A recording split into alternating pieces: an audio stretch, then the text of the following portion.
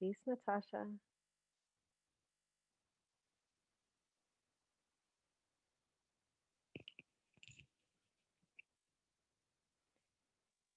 Peace, Natasha. Can you hear me?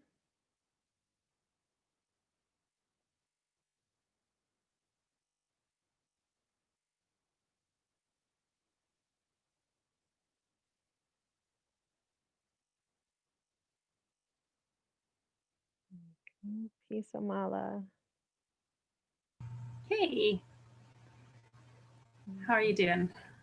I am good. Good. Can y'all see me?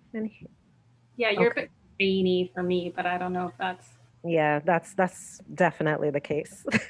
okay. I didn't take out the camera that I usually use. I'm just like in a corner in my bed with just my computer. You're muted, Natasha. It looks like you might be. I just said that Ah, I missed the last one, but it's a topic really dear to my heart. I hope it's okay that I'm joining the second one without having been here. of course. Totally. Yeah. Um, did yeah, are we gonna do the same format where we let people kind of introduce themselves and talk about, or yeah, what do you think that Well, I think that would be good. That seemed really useful last time. Yeah. Um, I'm very much looking forward to it. It's one of the few topics that I have space to be with, like how most other things just kind of feel like it's just, I don't know, but this one feels like I just have all the capacity to hear what you're saying, to read it over and over again, to hear it's interesting. Peace, Bria. hi. Oh, Good, my voice cracked. good Hey, to see Keela. you. Hi, everyone. Yeah, you too. I might have to close my window. It's like making a weird Bright. light situation. Hi, Carol. Peace, Carol. Hi, Hi, Alicia. Alicia. Peace, Alicia. What's this popping up?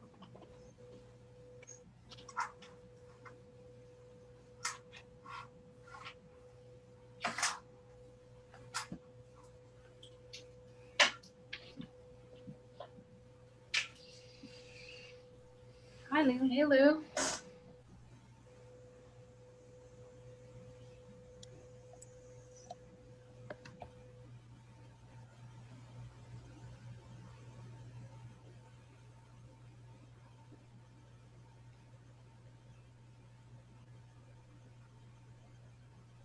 Oh, you know what I forgot? I figured out how to do this, which is I'm gonna rename myself and put my pronouns in.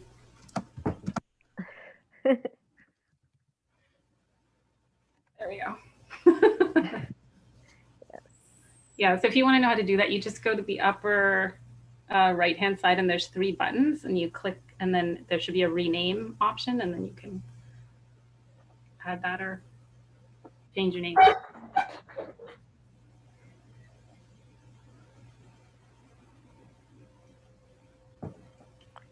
um, peace. All right, so we're at 6:16, and I'm recording right now from the very beginning. Um, let's see, can y'all hear me? Yeah, okay, good. And everybody who was unmuted so far, I could hear just fine, which is great.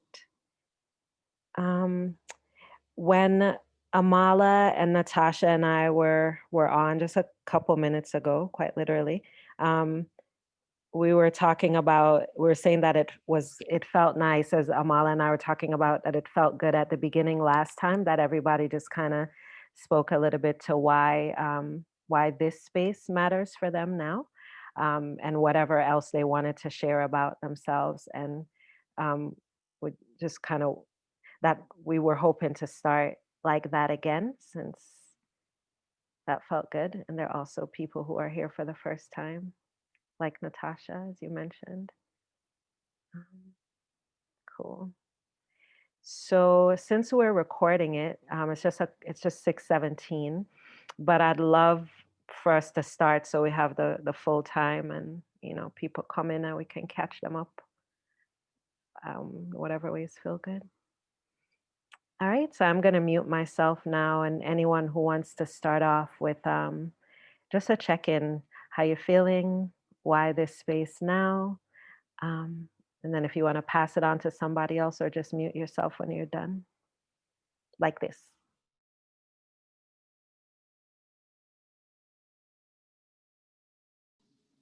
Hey, I am Lou, and I saw this space. I saw that I missed it actually, the first one, and I was like, "Ah, shoot!"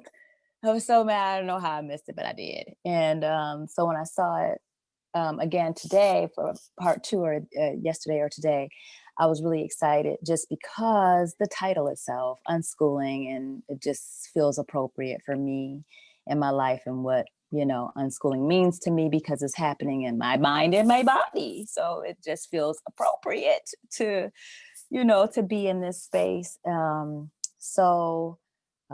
and that's me. I have 3 children.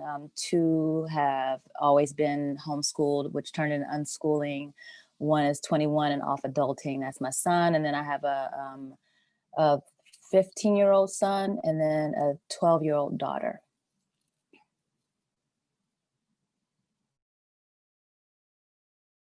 Is it okay? I don't know if people feel comfortable if you don't, but I'm just curious where people are located. I'm also, after I pushed mute, shoot, Musta, thank you for saying that. I said, ooh, I didn't say where I was at. I'm in Norfolk, Virginia, and I'm in the land of Chesapeake people. And I think there's some 2 or 3 other names that I can't recall. And I apologize for that, but I am in the land of Chesapeake people.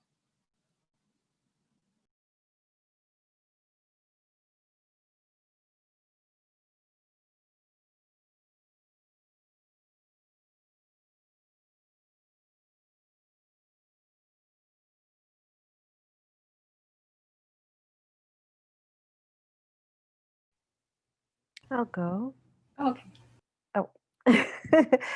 um, so for folks who just came in, we're just doing a check-in, whatever way you want. For me, really important to just continue to speak to the way that my physical body and pain in particular has been what my deschooling journey is about, like reconfiguring my mind around how things show up in my body, what I hold, what holds me, um, and how all of that is tied to a lot of the chronic pain things that I'm managing, while the things I believe in and advocate for as an unschooler are fast forwarding. So like I'm needing to slow all the way down, and yet all the work and the investment and the time and in my own life and beyond it are now like, I don't know, in this weird wonky space. So I feel really excited about just continuing to learn and explore um, around how the body can be a site of, discovery and deschooling. And I'll pass it on to Amala. Did I say my name? Akila? Sorry. And I'm in Muskogee Creek areas, lands, now called Atlanta, Georgia. I guess because people are doing, it's interesting in different groups how the norms are different, but so I guess I live in Toronto, Canada, and like in the land acknowledgements, they usually say it's the shared territory of the Haudenosaunee, the Anishinaabe, and the Huron-Wendat people. So yeah, I kind of introduced myself last time, so I won't like repeat myself, but I have a 15-year-old daughter who's never been to school. And I do a kind of like energy healing work. And I'm just getting into doing sort of fascia release work, like teaching people how to self-release their own fascia. So I'm really interested in, and part of why I got into that is because I see the fascia as this sort of interface between sort of like energy and physicality. And the fascia holds like your memories, and it's kind of a way that your nervous system expresses itself. And Yeah, I thought I would just, I wanted to say something about like why I care about mind body connection as it relates to unschooling. And it has to do with the fact that I feel, because like so much of my work is about helping people to sort of like map subconscious patterns for themselves so that then they can have more choice, really. Um, and I feel like as unschoolers, because we're not really trying to put anything specific across, but it's really our systems, like, and really like our nervous system that's like the container for our kids' development. Um, and yeah, a friend and I were talking about authentic movement, which is a, kind of like a, I don't know, like a, I don't know what to call it. It's like a stream in the sort of somatic movement world, where you're like listening inside and you're like making movements that feel really authentic. But we were sort of saying it's really hard to teach that because it's kind of a contradiction in terms. But really, what you're trying to do is create permission. You try to create spaces of permission, and that's how I also think about unschooling. But the question is, how do you, if you've got restrictions in your own nervous system, how do you create permission for somebody else? So that's kind of why I think it's important to look at like our own patterns. And like in childhood, we're really building up a lot of things that we're not going to remember, but they're kind of there for us in our implicit memory, and they've gone on automatic. And that's the job of childhood, is to like learn things and then automate them so that we don't have to think so hard about all these, all the day-to-day activities. But in that making things automatic, it kind of goes out of our ability to really see like what we're doing all the time. And a lot of it is like it's kind of like our parents' unconscious programming then became our unconscious programming. And in order to get control over that, we somehow have to take it out of the sort of subconscious realm and make it conscious, and then kind of go, oh, I don't want that piece of that program anymore. And I feel like all of those programs are kept on the body level, like all those automatic, like our nervous system remembers everything for us, even though we don't consciously remember it. So yeah, so I think about those kind of things, and that's why I started this group and kind of started with writing that whole thing about how the way that we're really regarded and looked after and attuned to in the really early times of our lives. Like, and I didn't mention in utero, but I think that is actually really important too. That's kind of setting up these sort of primary kind of like big scale beliefs that then all these like later things kind of fit into. So that's, and yeah, and it's kind of at this big range that really culture is created. So yeah, thanks. Somebody else can jump in. Hey, thank you, Amala. That's incredible. Everything you just shared. My name's Joni. I live on Duwamish, Puyallup, Coast Salish land, also known as Vashon Island, which is very near Seattle, Washington. We're surrounded by water, so you can only get to our island by a boat, unless you're one of the fancy ones that have an airplane. So it's about a 20-minute ferry ride from Seattle. And this topic, this conversation, I feel like is the story of my life in some way. I feel like I'm trying to remember, because I feel there was a time in my youth and that I felt that my body and my spirit, my body and my mind, all of it had a very communal, collective, healthy, balanced relationship.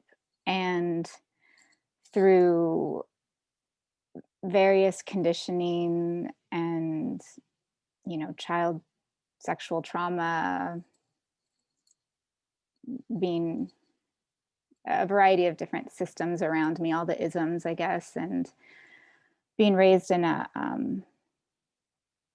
very religious, my father was a pastor, so I was a preacher's kid. So Makiba's episode was a huge one for me, hearing her talk about some of that.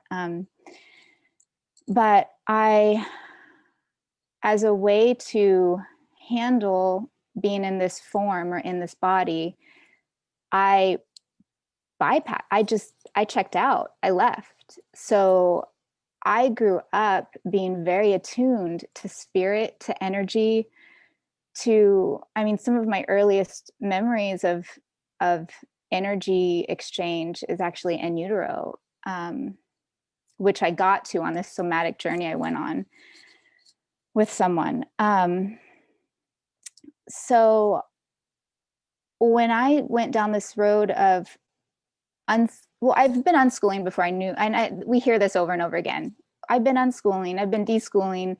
I didn't know the term. I didn't, you know, all the times of my life where I had questioned, why do I think that way? Where did that come from? Why do I feel this way? And then having children, when I thought I'd gone through therapy and healed all the wounds, then I have a child and all the wounds are screaming at me again. So this is, especially with ways that I can be triggered,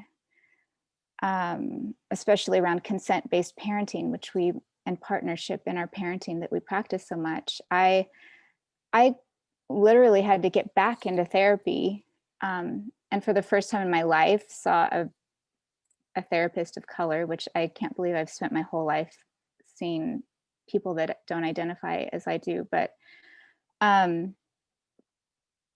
you know, she's actually helping me work, be like having my spirit and my body be in relation with each other, so that I'm living as an embodied spirit, as an embodied person. And so this, when I saw this, and even our last conversation we had, I mean, this is me, this is all of us, but it touches all the layers and all the parts of me that I think are really already whole, but I'm just trying to remember at this point. So thank you. That's why I'm here.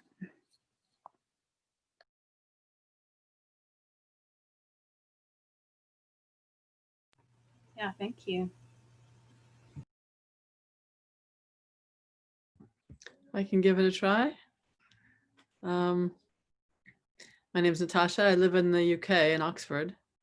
I'm in the States now visiting various siblings in different places. And the sort of somatic journey of our family and my siblings and I, and the way we've taken in stress in the world and the way I've seen other people do the same, has just led to a sort of lifelong journey, trying to understand why things are separated in the world that shouldn't be separated. Trying to understand the effect that the kind of linear Western model of therapy had on my generation, which was a bit catastrophic, in seeing things only go one way, not understanding how it goes from body to mind. And I had the luck of having some experiences with various healing techniques that taught me how shifts in the body can change your life, but also struggling always to understand how my body took in stress, which was very similar to my siblings and experiences of our families and our pasts, and not understanding why I escaped academia, but while I was there, just understanding this utter separation of young people's experience from everything except a strange analytic understanding, which I tried to remedy by having sort of role play modules for adults where they could have experiences that were any type that they could have. And I helped them navigate victim experiences that came out of their body in the middle of a kind of a simulated module on conflict. And it was a really privilege for me to work with them in that way, but it was something that I always had to create outside, always outside what was there. Seeing the separation between people who worked so hard on social justice issues, but thought that self-care or self-reflection was just a luxury of the middle class, and so just couldn't see why they weren't able to liberate anybody, because they came into it, like all good revolutionaries of the past, as very people with no tools of liberation, just ideas of liberation. So everywhere I went in my life, I just thought these things that are separate just made no sense to me, whether it was my family, my personal, the way my American culture and European culture interpreted normalcy, these words, normalcy and health, that were put around, that I never saw reflected in anything that was real. And also the kind of way that the mind-body healing happens sometimes, but also always in a individual private space, in hostility to the tribe, not recognizing the family, the community as naturally pathological in a natural way, not just in this way that was formulated by therapy think, which I think made community experience into something that had to be abnormal and pathological and escaped from. And people sometimes found their health and could never go back and do it within community. So in all these ways, I've just experienced and tried to manage and try to make space for people who were just seeing the lines going all ways in terms of the body's ability to wake up anything and heal. And like I think Akila said, I notice, you know, you always notice the way your body is telling you things that otherwise you're not going to hear because you're busy. And once you learn to listen to it, I mean, it is the greatest therapist on earth. It is the greatest demander on earth. I mean, it will just tell you, sit down now, I will make you suffer unless you do it. And when you learn to hear that voice, it's great. And it's also good to try to help others. So that's where I'm coming from.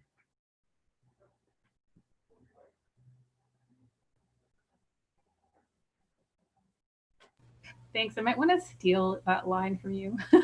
The body is the best therapist on earth. I think that's what she said. It's great. I'm quite bossy.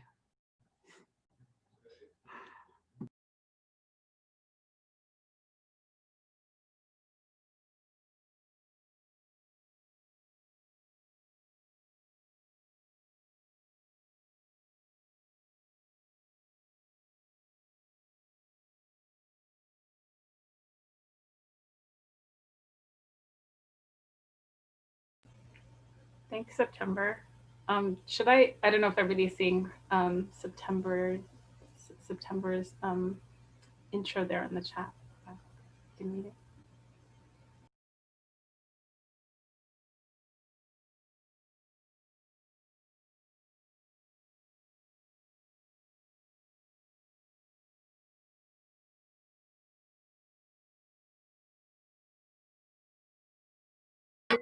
I'll try and go. Can you guys hear me? Okay, yesterday I had a problem with this one, so gotta check. I have Minecraft going on in the background, so I'll try and do this quick. I live at the confluence of 3 large rivers, so I live on the traditional lands of 4 different tribes, the Cayuse, Umatilla, Walla Walla, and Yakima, and that is in central Washington state. Previously lived in Seattle for quite a while too. So I know Vashon, I love it. The reason I am here specifically at this group is I was born a highly sensitive person, and I was brought up in an evangelical religion where it was centered in shame, guilt, and knowing that humans are inherently flawed and needing correction and needing an external source of saving. So that is my that is what I inherited, and I have been struggling to be released from that since I was a teen, you know, and the fact that I'm here now means that I'm getting there. I'm making progress. I mean, it'll be always, but so anyway, I have a tendency to dive into very cerebral, intellectual pursuits, and would prefer to ignore the mind-body connection. And so I need to need help, by guidance. I need, you know, people to look out for that. So that's why I am in on this conversation. So thank you all for having it.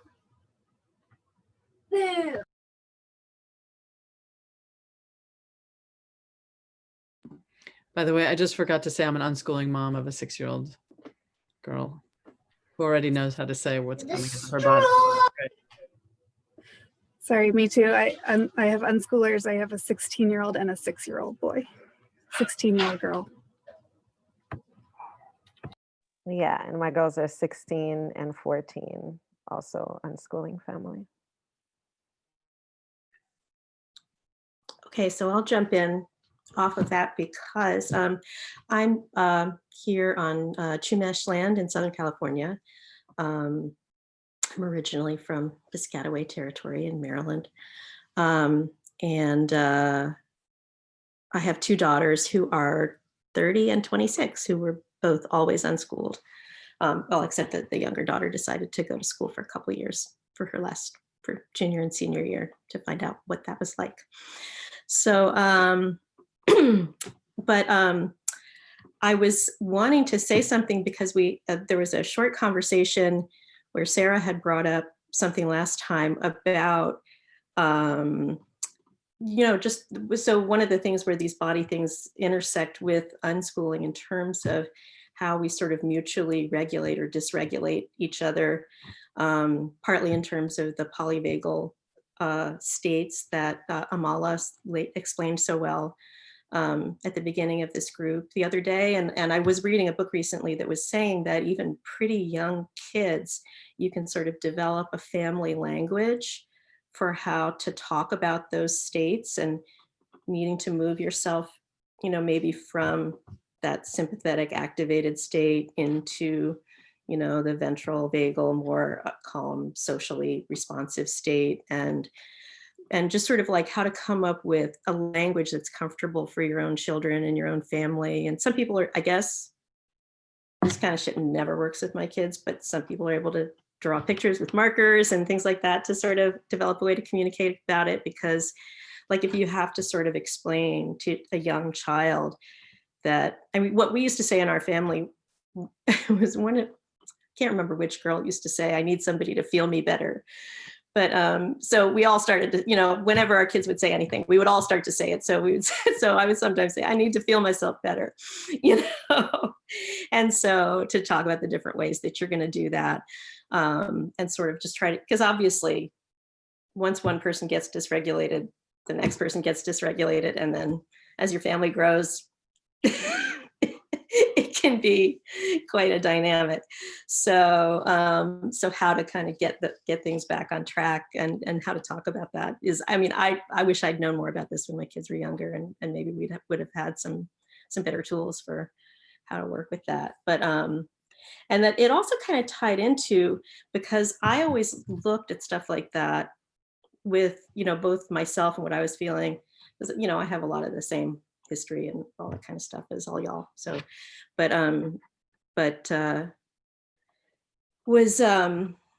I did start looking at it through this kind of almost evolutionary lens of, first of all, we're a mammal, we're a social mammal. And then second of all, human beings evolved to sort of live in these really cohesive communities where there would be lots of extended family and support, and you wouldn't have a mom, or 2 parents isolated with a couple kids in an apartment, and, everybody is outside, has access to nature, all that release that goes on when you have access to nature, and you have access to lots and lots of arms for every child to go lots of laps for every child to go climb into if one lap isn't feeling that comfortable right that moment. All that stuff that we just don't have now, that makes it so much harder for everybody to stay physiologically regulated and in that calm social state. And to just bring that back around to how that functions for us as families and communities of unschooling people is just that thing where I kind of wanted to well, I know some of y'all haven't spoken yet, but wanted to have Akila talk at some point about what she was talking about in one of her podcasts about colonized unschooling, because I think that I want to throw out there that I think sometimes in the unschooling community, people are thinking about coercion and self-direction in too intellectual of a fashion. And they're turning it into kind of an abstract principle that they're going to apply in every single situation.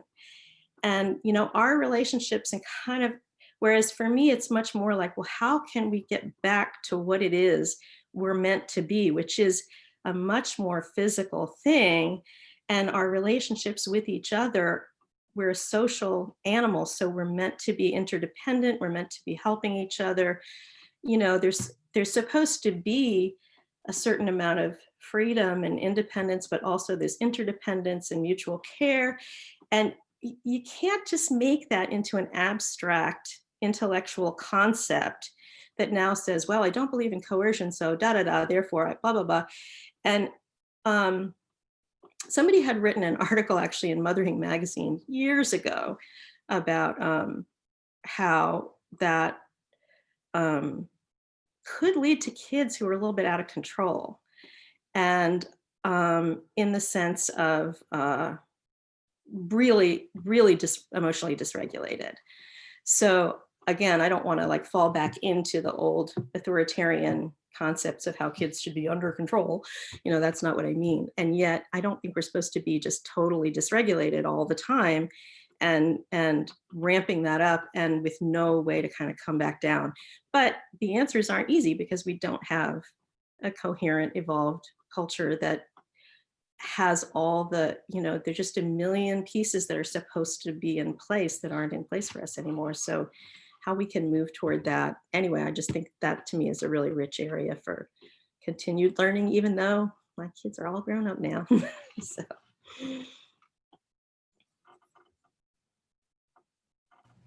Yeah, I just agree with so much what you said, Carol. And I just wanted to say that, you know, as I was kind of learning this stuff, I was talking to my daughter about it as she was growing up. And then she would turn it back on me if she was upset. And I'd be like, oh, I'd start getting upset. And she's like, and then she'd shout at me, you're the adult, you're supposed to be regulating me. Which I was just like, oh, awesome. Right. Okay, I have to tell one little story there, because one time when my little one was like about 3 or something, or I don't know, she just hadn't learned to tie her shoes yet. And her sister, who's 4 years older, I said, you know, okay, Isabel, can you go tie her shoes? And Marina said, I want a bigger grown up. And I just looked at her and I was like, Marina, so do I. So we all need a bigger grown up. We all wish we had that person we could model ourselves on. Most of us don't, you know. I could jump in because this is like something that's really interesting to me. My name's Sarah. I'm 42, white, Jewish, cisgender. I'm on the stolen lands of the Arapaho and Ute Nations. That's called Boulder, Colorado. Okay, a little background to kind of get to meet where Amala and Carol just were. It's like how much background to give, because I could start when I was born or probably a few generations before that. I come from a Jewish family, and only in the last like 6 months through Resma Menachem have I understood cultural trauma, and that being of like my dad was a son of 2 people in World War II. So the Holocaust is like lived in the bodies of my parents. And I didn't realize that until like yesterday. And it's making so many things make sense. I left Judaism and went to Tibetan Buddhism in part because it's very much a marriage of the mind and the body. I'm very deeply involved in it. I did a 3-year meditation retreat, and my profession is I'm a translator of Tibetan Buddhist meditation materials. So I have a lot of tools to like regulate my nervous system, and like meditative tools that are really good on my own, like in isolation. And then when I got out of retreat, I got very interested in like emotional well-being and connection with other people. And that led me to co-counseling. And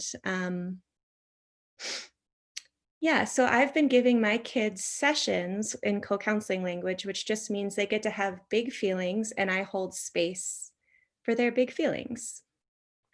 And it's bodily. It's like about bodily discharge. And there's like 5 ways that a human can discharge a big upset: sweating, shaking, laughing, crying. There's a 5th one that I can't remember. The last piece that's important before I get to the point is that I am a sister of someone with special needs. And so I was the okay one in my family. And there's a lot there that most of my counseling sessions is about my sister and what it felt like growing up. And there just wasn't attention and resource for me. That's a real thing that wasn't imagined. Okay, now I have a child. My older child has sensory processing issues and some behaviors that are similar to my sister.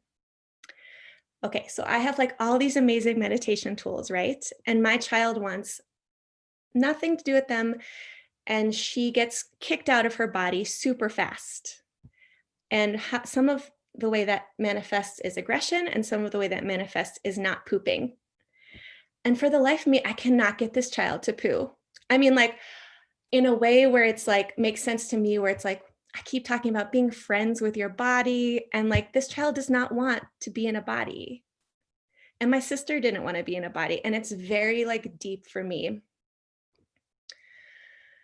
So one thing, this is the point that Carol and Amala, where I'm interested, is one thing that is happening for me is a deep need for rest. One thing my child does is kind of vampires off of me to regulate. I mean, that's part of the job of a kid, but I have a different kid who's 2, and she doesn't do it in the same way. It's like particular to my older one. And I literally feel my life force getting like sucked. So when I get really honest about what I need rest. And I want to be away from my kid, from that, especially the one kid. And so I understand that I am a huge source of regulation for my kid, and my nervous system is just like the world to my children, and they're like mirroring it. I understand all of it. And I want to feel like I have a right to do the things that make sense for my nervous system. And sometimes that looks like not being with them or not regulating them. Anyway, so that's what I'm interested in.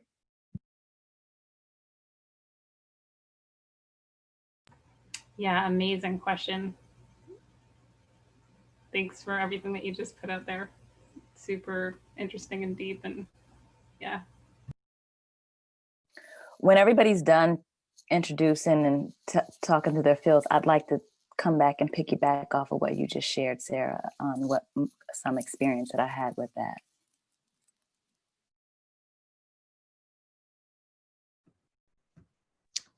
I can introduce. Okay, I can go.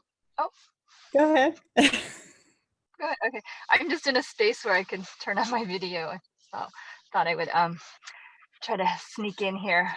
So first of all, I just have to say I'm so grateful to have a community of people who actually can think and feel all the things that I've been thinking and feeling, and didn't know that other people were out there. So I was so grateful to this community.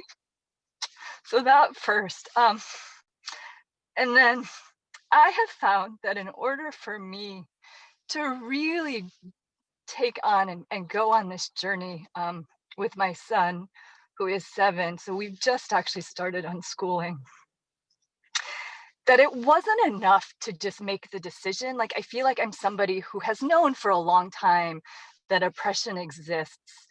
and that because of oppression, like people get hurt and they act in ways that are very irrational and don't make sense because they haven't healed their own trauma from those experiences.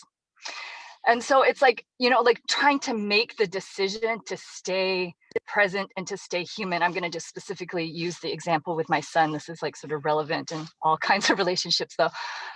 But like in order for me to really go on this path of unschooling and to really see him as fully human and to have made the decision was one thing, but then to actually be able to offer the space, and that in my interactions and in my behaviors with him, I found that it couldn't just be an intellectual cognitive decision, that I had to find where in my body did it feel like I couldn't do these things, and that these things were really about my own past and all of the things that hadn't been resolved in my own childhood, and where I was getting triggered by him was really where I had to do my own work. And I found that the place to do that really had to be here, centered, body. Even if I couldn't articulate it, I could still work through it in an emotional way. And it wasn't until I'd worked through the emotional piece of it that I could then articulate, oh, that's what's going on. That's what's happening for me. And that's actually what's transformed. I mean, it's an ongoing process, of course, but that's been what's transforming my relationship with him, and in the process, of course, like transforming myself as well. So yeah. And I'm here in Berkeley, in Ohlone territory.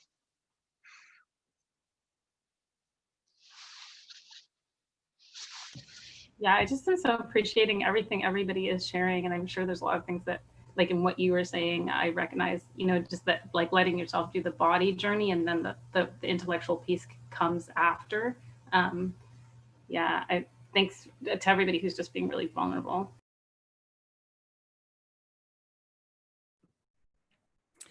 I'll go real quick. I'm Rebecca. I'm on Cherokee land. I'm in Boone, North Carolina, the mountains. Unschooling mom of a 12-year-old and a 15-year-old, and have been running an SDE center ALC for about 5 years here. But gosh, I just so grateful to be in this group. I just joined True, so I missed the last one, but what you're all saying is resonating with me so much, especially like Amala, what you're saying about just the patterns absorbed in our bodies. And so for me, it's just been like the perfectionism and performance and meeting other people's needs and feeling responsible for others' needs and feelings, and like all of those, just holding that, and then sort of exacerbated, or just like even more so with like running this center for the past few years. And my body, like I think Natasha was saying, how your body just yells at you. So that's what's been happening. Like my shoulder literally froze, my jaw froze multiple times, and I couldn't even chew, you know, back pain, just like all sorts of things. And so it's like, and this year we had to completely scale back because of COVID and just meet once a week outdoors. And so that's freeing up some, I mean, it's kind of like my healing year. So able to just, I'm working on more body-centered just practices. And it's also coincidentally, like I'm seeing the effect with my own daughter, my 12-year-old, who's had all this anxiety, you know, related to COVID and just all other things, but just lots of anxiety. And I'm noticing, I'm working on myself and how my just energy and my just how I am in my body just affects her so much. And it's been a healing process for both of us as I've become more self-compassionate and centered and aware of what's going on in me, and more aligned with trust just a sense of trust in my body. And then it just transfers to her and she can work through her anxiety. So anyway, grateful for everything you all are sharing and thankful to be here.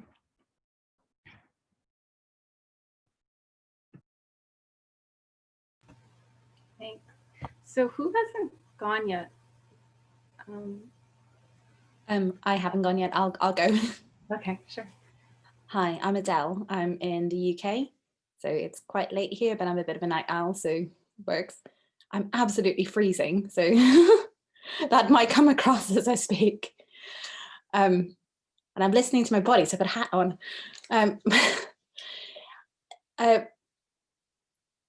I think a lot of thinking about the mind-body connection in terms of unschooling. I'm an unschooling parent of 3 kids. My kids are 9, 6, and 4. They have no problem connecting with, connecting all of it, their feelings, their heads, their bodies, especially one of my children is especially very much able to integrate all of that really, really well. And I'm just constantly inspired by her. What it does for me is it's bringing up a lot of stuff for me about how disconnected things are for me, which is what I'm hearing from a lot of you as well. And I was saying this to my husband earlier, we run a farm and I purposefully chose not to be that involved with the physical work of it until more recently. And because of COVID, I had to get very, very involved in the farm work. And what I'd noticed is that I'd be constantly saying things like, I'm sorry, I'm so slow. I'm sorry, I'm so weak, and all of this stuff. But it wasn't a problem for him, and the work was still getting done for both of us. And what it brought up for me was realizing that I was never encouraged to do things with my body, because I wasn't encouraged to do anything growing up that I didn't show a natural aptitude for. So if it wasn't obvious that I was going to be really good at it, then I was pushed towards something else. And so what that meant was that I was kind of pushed into things that had to do with the mind, and and just not encouraged. And so I grew up thinking I can't really do things that are physical or even practical. And it's interesting to me that this is something that was also true of one of my parents, and so I see a lot of what he experienced and what he goes through is a process that I'm dealing with in myself as well. And so having to tend to these bodies, the bodies of my family and the bodies of the living things that I'm working with on the farm, it's really bringing up for me that my body needs to be lived in. So, yeah. Thank you. Everybody's bringing such interesting things up. We could be having 1,000 conversations from now. Yeah, so I'm just wondering who still needs to go. I'm just looking at the time. I think I can go. Wendy and Bria and Sylvia, I think, hasn't gone. And am I missing anybody? September, you posted yours in the chat. Yeah, so I'll be quick. Yeah, okay, this is you don't Wendy. have to So be quick. sorry, that's okay. Sorry, I came so late, you guys. But my name is Wendy, and I'm from San Leandro, California. I have 2 children. I have a teenage daughter who is in public school, and I have a 6-year-old son, which I'm starting to unschool him. And I think with my growing up in school, conventional school, it made me push a lot of oppressive mindsets and perfectionism and a lot of bad habits, if you will, onto my daughter. And after my son came along, I realized that it didn't have to be that way. But previously, I didn't know that I had other options. So right now, I kind of struggle a little bit because now that I know more, I feel like I really need to work on myself and heal myself so that I could become a better parent for my 2 kids. So there's a lot for me to learn, and there's a lot of work for me to do to connect my mind and body and everything else, connect with the community, connect with nature. So yeah, so that's why I'm here, and I'm thankful that you guys are in this circle with me. Thank you.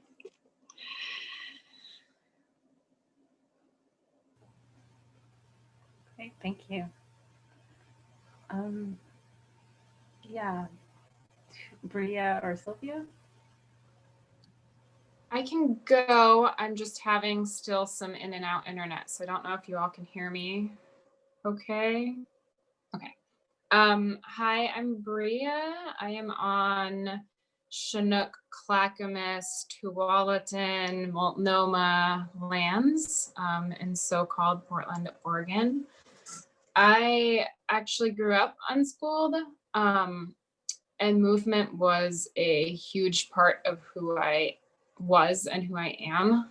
And I think that in another life or in a different world, I would have been one of those kids given pills, like diagnosed early with ADHD, given pills and sedated. And I'm so grateful every single day for my parents and that I didn't end up like that. Because I actually didn't even think about it until way later, because I didn't even know it was a danger or it was a factor in people's lives. So I just feel so lucky. Movement is a huge part of my healing. I've always felt really embodied. I've always felt really connected to my body. And I've always watched my mom like dance to heal from the time I was really little. And she would do that with me. So it just has become part of like my healing is like authentic movement. And I've moved through that in a lot of different like disciplines, a lot of different formal ways, and always come back to actually just trying to shed all the formal movement trainings. And luckily I haven't gone so deep into them that I have that much formal movement training, but it's really like none of them ever stick because they never feel right. Because in the end, people are just trying to shed that and get back into their own ways of being. And I think that's all. Oh, I was gonna say, I don't remember who brought it up, but I can feel like when there's a tension in my relationship with my stepson, I'm a mom, unschooling mom of a 9-year-old. When there's a tension or something's going wrong, it's all in here. I feel it deeply in my body before I know it in my head. I'm like, you're doing something wrong and you're not treating them fairly. And my body tells me. And then I can take a step back and listen to it and work through it cerebrally a little bit more and work through it with him. But I feel it first in how I'm like holding tension. And that's my clue to tell me something's not right in our relationship.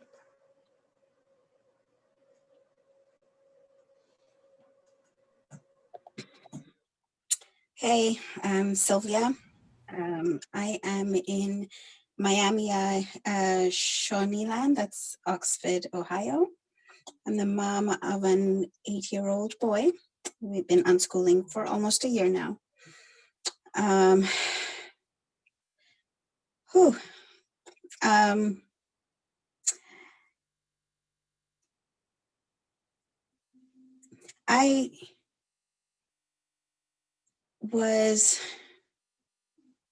There's a few people who've talked about or mentioned kind of not feeling like they were like not being encouraged to move their bodies because it's not something that they were good at. I think I picked that a couple of times, and that was me. I was growing up often embarrassed by how clumsy I was. Like I love to, do things like climb trees, and I love to dance, but would often be ridiculed because I perhaps wasn't as graceful or as strong as siblings or other kids around me. So I retreated to my brain and to hunching under a table for a lot of my childhood, reading a book to escape the world that I was in. But as I'm looking back and realizing that in my 20s, I found a lot of freedom in dancing. I just love to move my body to music. And but did as well as a kid, but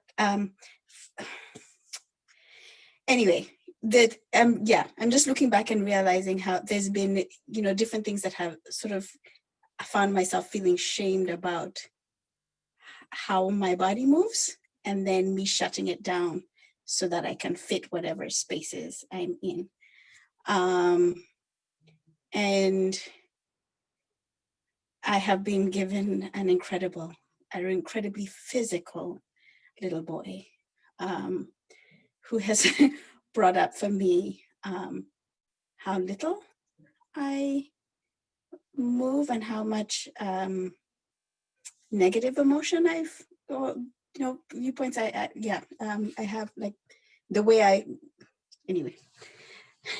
view myself. And then recently I realized that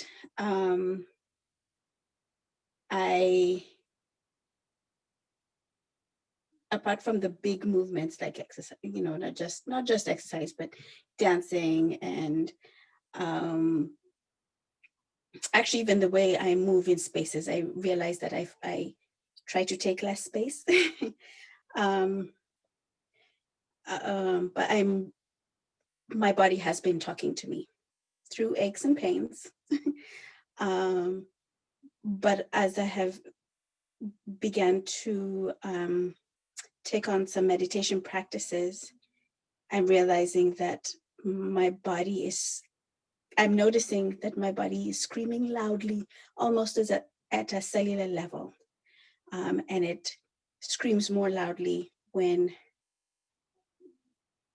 things are not okay, emotionally. So I'm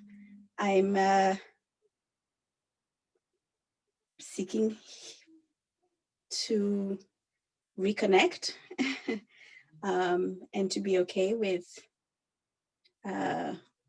just being in the body that I'm in, and finding freedom in that, so that I'm also not stifling my little guys, or I'm not tempted, or my avoidance of things doesn't stifle my son's freedom and movement and his own, the way he is completely integrated and just needs to move all the time. Yeah. That's me.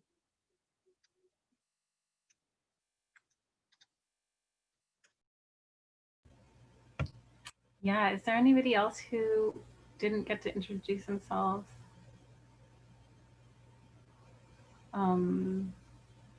Okay, we have amazing people. We all are. So I think we have like 4 minutes left, and I was wondering if people wanted, just if we could just do a quick review of things that kind of came up multiple times, or that people think are kind of important to sort of like pin and maybe come back to later.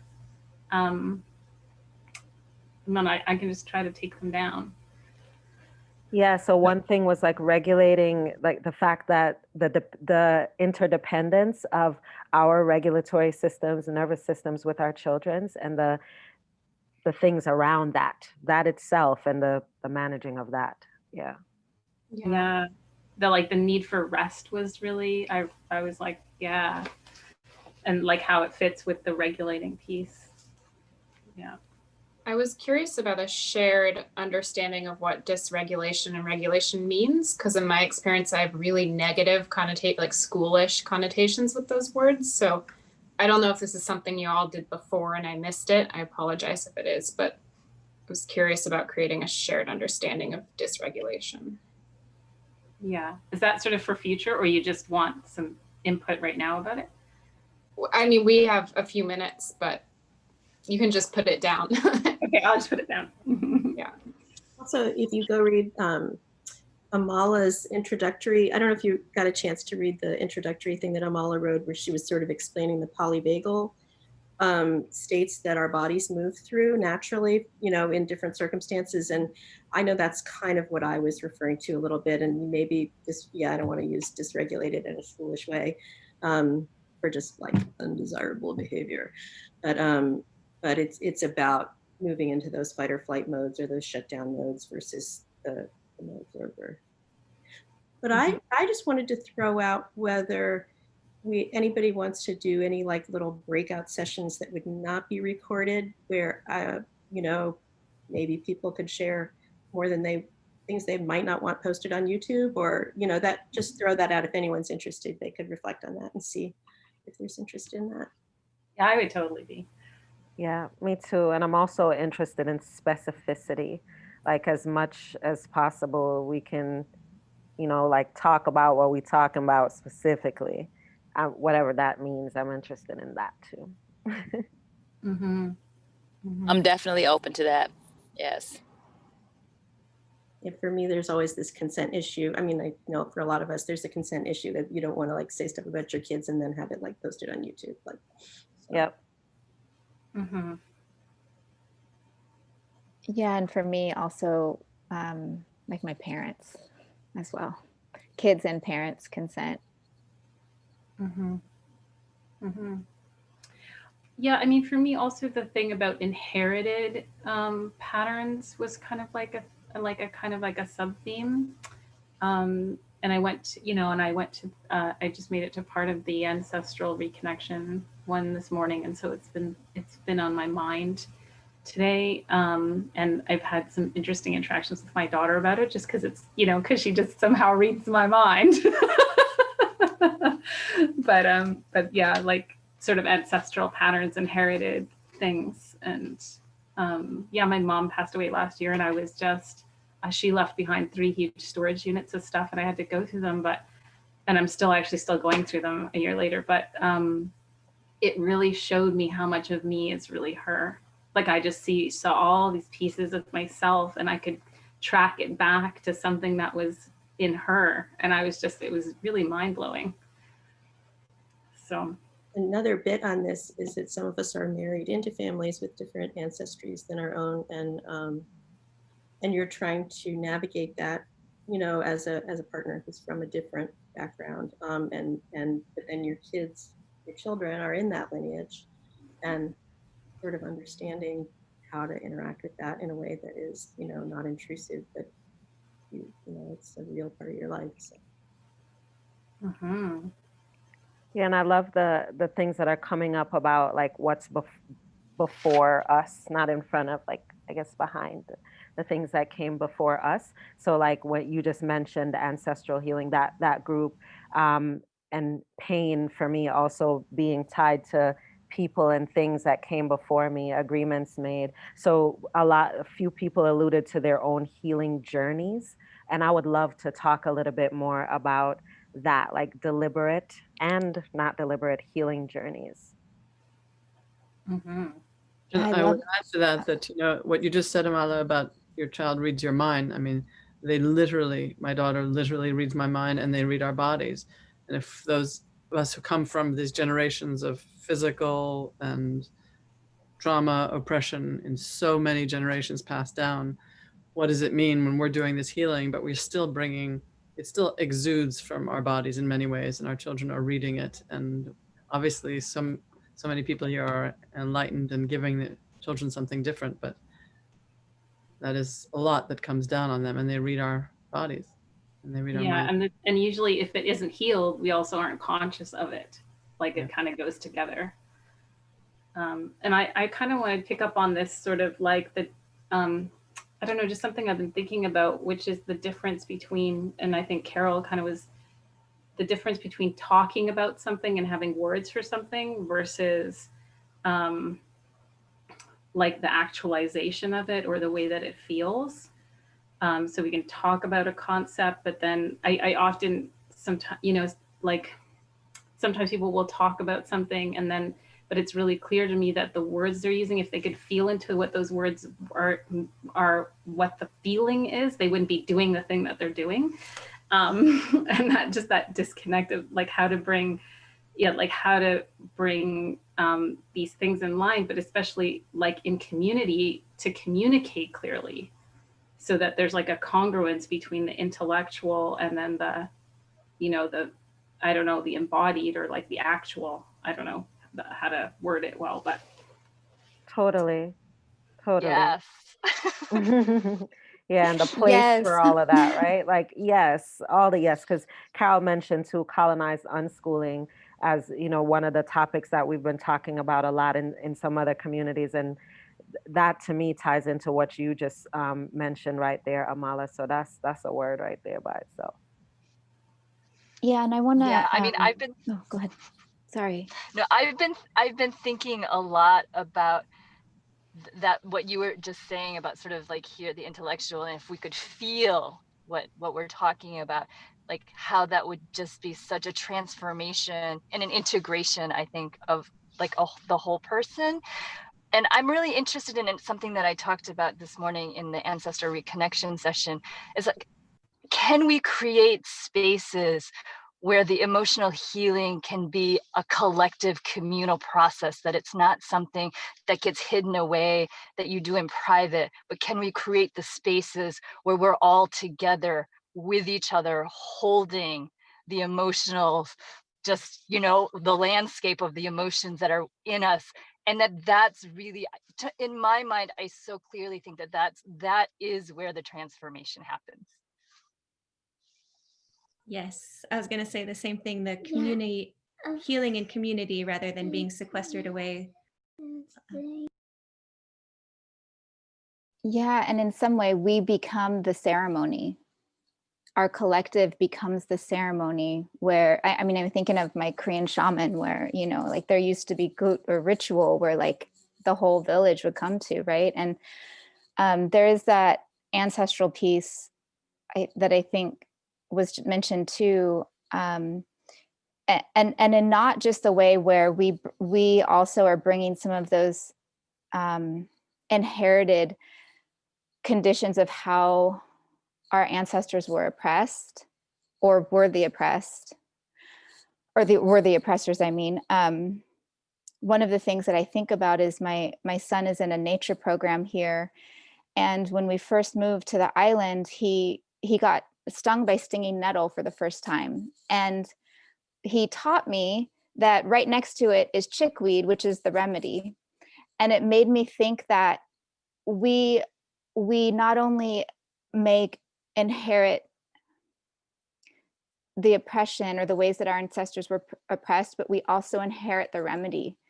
And I was reminded, I got this message from my ancestors when my son was really resisting something, and in our westernized world we think of it like a rebellion or something like that, but I was not just seeing his own spirit that was trying to have agency, but I got this message in my body like these are your ancestors that were resisting colonization or were resisting oppression coming through. So that reframe, now like instantly I was given the remedy also, so that's something to explore as well.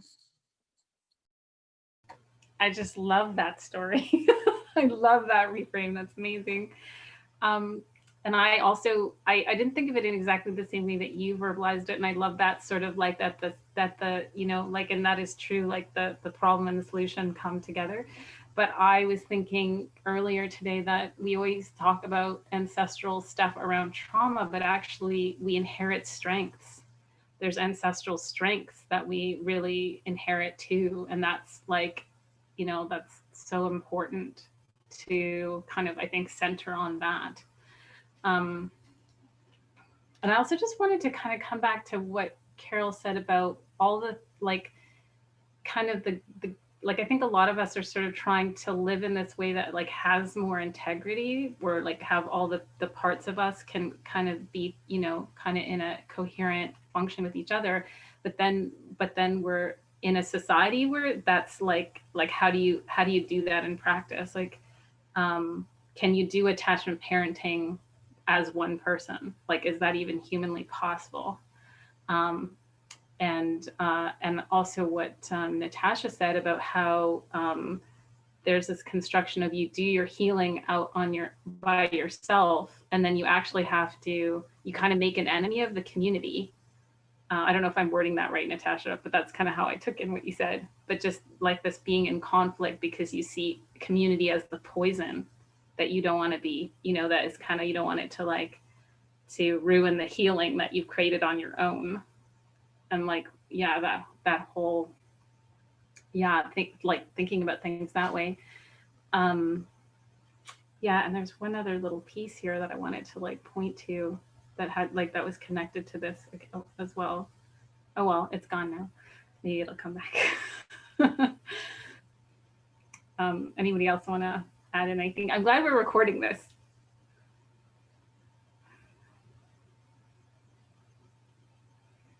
Yeah. Anything to, is there anything that anybody want to add? I know that when Sarah was talking, I think it was Lou wanted to say something in response. Do you want to do that now? I don't know if that's okay. I think we're at 7:30 now, but is that okay? Akila? Yep, we're at 7:23, and if Lou is good, you know, and it'll be recorded if anybody needs to go. Yeah. Okay. Okay, I will. And so I think we were talking about just the idea of rest. Sarah, I think that's what you were talking about, the idea of rest and how wanting to get some regularity or something like that. I think that's what maybe it was Carol that said something about the regularity. And so my experience with the idea of my body just kind of telling me to sit down, and when I needed to sit down, and I had to, there was no regularity. It was really irregular, and it was, but the idea of the rest that I needed, and by honoring it, and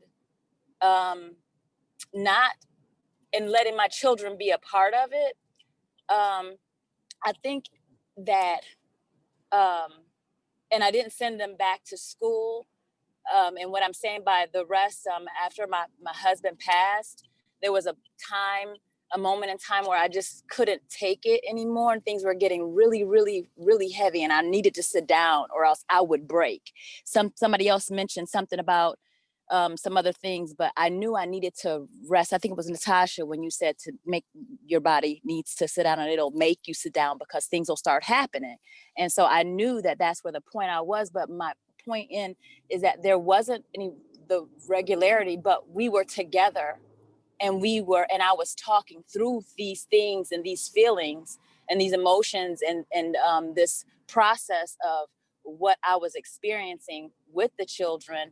And not that that was okay or not, but the idea still, there was something innate in me that I knew I still didn't want to send them off to school. I felt that they were still better with me and experiencing this thing, that whatever I was experiencing, this heaviness.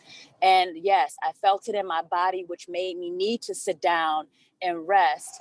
And so many things happened in that time. I found Akila's podcast, Fear of the Free Child, and it was like a mentoring for me, and like a therapy and a friend, because it gave me extra permission to do what I was doing.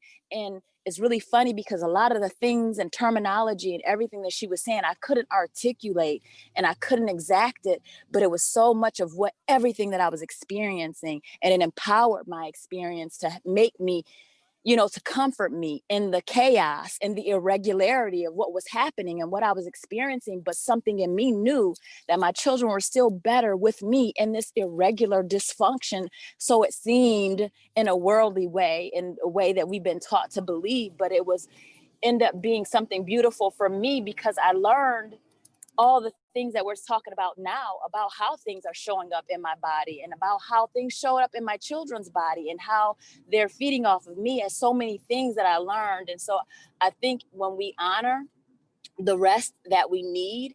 And I didn't even understand the idea. You know how you know what words mean, but somebody said the awakening or the stuff coming out of things. It's like there was a time and a place and a phase where I sleep. I'm just, the only thing I think is I'm asleep. I'm still alive and I'm still going, but I'm sleeping. But slowly but surely, my consciousness is becoming awake because of all of these different seeds of permission to rest and different work. And movement, a lot of movement for myself. I had to walk a lot. I'm still walking a lot. I have to move too. So I'm learning all these different things. And I guess what you were saying, Sarah, about, I think, I forget exactly what you were saying, but I think I wanted to say those things because of, you said, you said something about the rest and the regulation, and somebody else mentioned the regulation. So I don't know if that's what showed up for me when you were talking about that.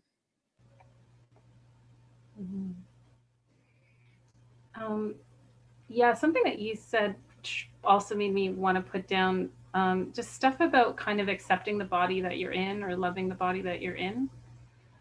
And I felt like a few people mentioned perfectionism as something, like as a kind of, yeah, I don't know if anybody wants to say more about that, but I just wanted to flag that a little. Yeah. So should we wrap up here? Yeah. Yeah, I don't know a way to, I know I need to go. But if other people want to stay and talk, I don't need to use this machine.